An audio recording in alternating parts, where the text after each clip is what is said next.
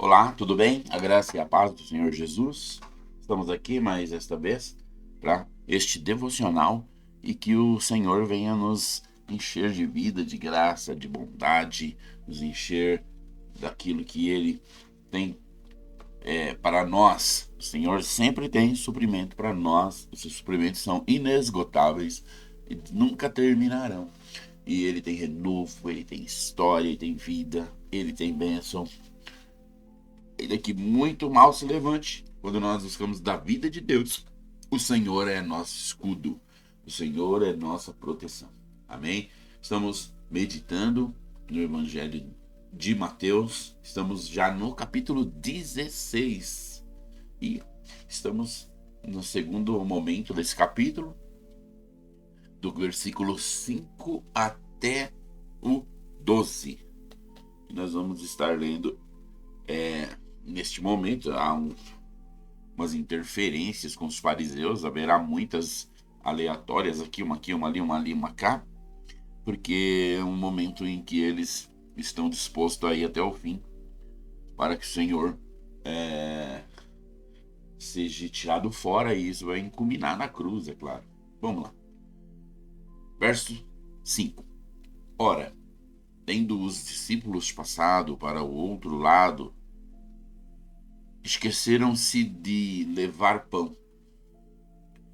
E Jesus lhes disse: Vede, e acautelai-vos dos fermentos dos fariseus e saduceus. Eles, porém, discorriam entre si, dizendo: É porque não trouxemos pão? Percebendo Jesus: Por que discorreis entre vós, homens de pequena fé, sobre o não terdes pão? Não compreendeis ainda? Nem vos lembrais dos 5 pães para 5.000 homens, e de quantos cestos tomastes? Nem dos 7 pães para 4.000 homens, e de quantos cestos tomastes? Como não compreendeis que não vos falei a respeito de pães? E sim, acautelai-vos do fermento dos fariseus e dos saduceus. Então entenderam que não lhe dissera que se acautelasse do fermento de pães, mas das doutrinas dos fariseus. Ok? Veja só, né? O discurso ali, Jesus, os discípulos, não era um discurso fácil, né? Porque os discípulos eram pessoas sem letra. E o Senhor Jesus colocava o padrão no nível que nem os religiosos davam conta. A coisa só dava certo dentro deste ministério onde Jesus estava ministrando como mestre e os discípulos recebendo, por causa do Espírito Santo que movia. Na questão deles serem ali escolhidos. O Senhor tem aquele brado de júbilo e ele fala: graças te dou, ó Deus poderoso, porque o Senhor escolhestes os pequeninos ante aos grandes e sábios e os revelaste ocultamente. Então, nesse sentido, eles estavam ali o tempo todo com Jesus e o Espírito Santo trabalhando na compreensão, e muitas das vezes o próprio Senhor Jesus repassando a aula, né? Repassando a aula, repassando, e glória a Deus por isso, porque esses discípulos, eles fazem um trabalho maravilhoso depois que o Senhor é assunto aos céus, e maravilhoso até chegar o apóstolo Paulo. Você vê, o apóstolo Paulo, ele torna-se a figura mais importante quando você tem que julgar o Novo Testamento inteiro. É claro que eu não estou falando do apóstolo Paulo em comparação ao Senhor Jesus, por favor.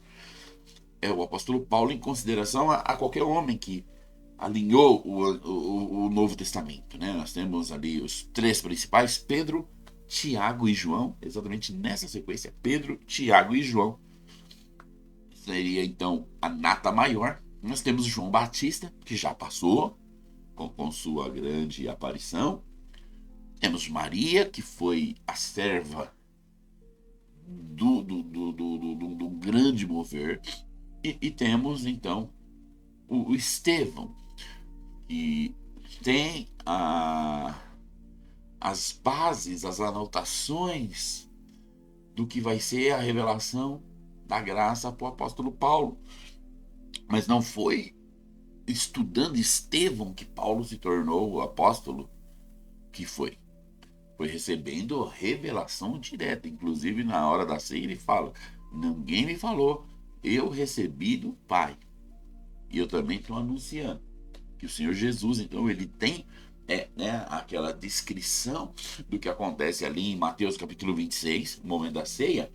Ele tem por revelação, ele não participou daquele momento, ele não ouviu ninguém falar daquele momento, mas em revelação ele teve não só essa, como toda a outra, inclusive a revelação da justificação e da graça irresistível.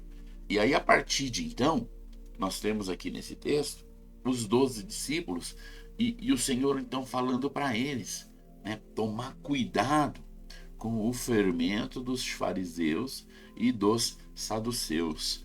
E que fermento é esse? É a doutrina. A doutrina. Eles não tomaram cuidado. Isso não é uma coisa incrível. Por que eu estou falando que é incrível? Porque a Bíblia não é esse livro que fica mostrando os heróis, pintando eles tão bonito, tão forte. A Bíblia mostra o que é. Homens fracos, homens que não eram os melhores, homens que não tinham a qualificação para ser chamado. Mas por que foram?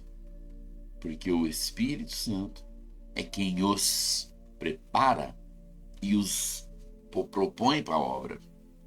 E dito isso, então, eu quero dizer que nós somos a mesma coisa. Nós não somos essas pérolas, esses grandes, como somos, olha para nós. Não. Somos sem muitas condições. Há muitas coisas que o Senhor fala para nós. Toma cuidado com isso, nós caímos. Toma cuidado com aquilo, nós caímos. Não deixe seu coração entrar nisso, nós deixamos. E vamos nos tornando quem somos e quem os discípulos foram. Por quê? Porque eles estavam muito conectados com o judaísmo dentro da condução da igreja. Onde você vai ver isso? Você vai ver isso lá em Atos. É claro que você vai ver, eles apanham, eles falam de Jesus ali no templo, eles têm vários problemas. E eles tentam conciliar, a religião, eles tentam conectar Jesus dentro do judaísmo, porque eles ainda se dão ao fermento da circuncisão, ao fermento dos votos judaicos, ao fermento da religião. E queira ou não, esses discípulos de Jesus, por eles terem sido pescadores, pessoas ali pequenas, esquecidas na sociedade, eles nunca tiveram contato direto com os religiosos grandes. E andando com Jesus, eles passaram não apenas a ter contato, como a ter até um destaque maior, porque os judeus, os fariseus, os saduceus, os escribas é que têm inveja de Jesus e dos discípulos, não ao contrário. Então esses discípulos se tornaram alguém mais relevante que aqueles caras, e eles achavam aqueles caras agora o máximo. Então eles queriam parecer isso também. O que Jesus está falando, gente, isso é fermento, para com isso. Como se o Senhor estivesse falando, sejam vocês, nós temos nossa equipe, nós somos esse modelo aqui, nós andamos nessa nossa linhagem aqui. Há quantos tempos estamos andando junto aqui, nós e nosso estilo? É esse nosso estilo. Não entra nesse fermento, não entra nesse modelo, porque o fermento ele vai levedar a massa, ele vai tirar o peso dela. Claro que tem seu sentido na culinária, e amém por isso. Mas o seu sentido moral é que o peso é que é a coisa. O peso é que vai ser sustentado por muito tempo. O peso é o que vai garantir que isso vai para frente. E o fermento tira o peso.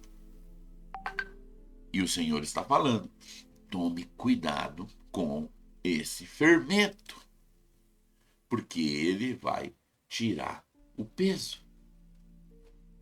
Tome cuidado. Vê que coisa. Então, a partir de então, a gente observa para hoje. Hoje há muito fermento, do qual nós temos que tomar cuidado. Mas eu vou te falar só duas coisas, porque para que nós venhamos buscar de Deus. Nós somos os filhos de Deus, nós temos satisfação em Deus. O Senhor tem nos chamado para uma missão de evangelizar as pessoas no mundo nos dias de hoje. Mas nós temos uma gama de gente gigantesca dentro da igreja com uma única preocupação: ficar bem de vida. Ficar bem de vida.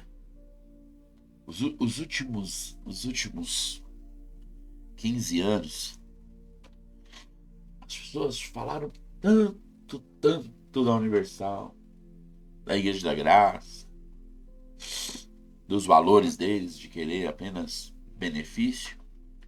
E você vê que, por meio de ninguém mais assistir televisão e até mesmo essa construção do Templo de Salomão deixou a Igreja Universal tranquila. Você não vê mais falar da Igreja Universal. Não tem escândalo, ninguém fala mais nada, você não assiste mais nada. Por quê? Será que eles estão falindo? Não estão, não. Estão do mesmo jeito. Talvez se aquietaram ali com o Templo de Salomão e estão mais vivendo a vida deles. Mas parece que o que todo mundo que ficava de fora falando deles agora é o que todo mundo quer. Quer dinheiro, quer prosperar, quer milhões, quer milhões, quer milhões. Veja, esse é o fermento deste mundo. Você investir a tua vida para o projeto que este mundo tem para oferecer. Então não podemos buscar dinheiro, não podemos... Sabe, a minha ideia é essa: ganhe o máximo que você puder ganhar. Compre o melhor que você puder comprar.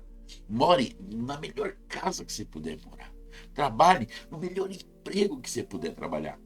Só toma um cuidado: que nada disso para acontecer na sua vida tenha que subtrair sua vida com Deus. Porque é possível você ganhar, prosperar, morar bem, servindo a Deus. Então coloque o Senhor em primeiro lugar, a sua justiça.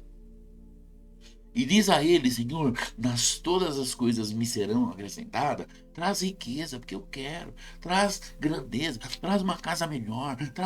Porque o Senhor é bom. Só não rife isso. Esse é o fermento do mundo. É o fermento que o Senhor hoje falaria para nós: tome cuidado. E por outro lado, as pessoas que têm ouvido muito a palavra da graça irresistível, da justificação, palavras muito boas, mas têm colocado um entendimento moral nessa questão, como quem diz, essa graça já cuidou dos meus pecados, eu vou viver em paz. Mas ela não está falando de viver em paz porque o pecado foi tratado. Ela está falando de viver em paz porque agora ela pode pecar. Isso tem sido um fermento terrível nos dias de hoje. Pessoas pecando de boa porque já está tudo resolvido. Bom, quem peca de boa falando que já está tudo resolvido ainda não converteu. E se você segue alguém assim, você está seguindo o próprio diabo. Porque o Espírito Santo morando dentro de você, e você falando que é extremamente livre na graça, deleitando-se nos pecados? Não. Isso é um fermento nos dias de hoje, mas é uma coisa muito grande. Eu não quero entrar nesses meandros, mas todavia fica dois grandes fermentos que têm atrapalhado muito os filhos de Deus nos dias de hoje. Que o Senhor te abençoe, te guarde, que o Senhor te dê livramento, que o Senhor te dê sabedoria, que o Senhor guie seus passos para a glória dele, em nome de Jesus. Até amanhã. Amém.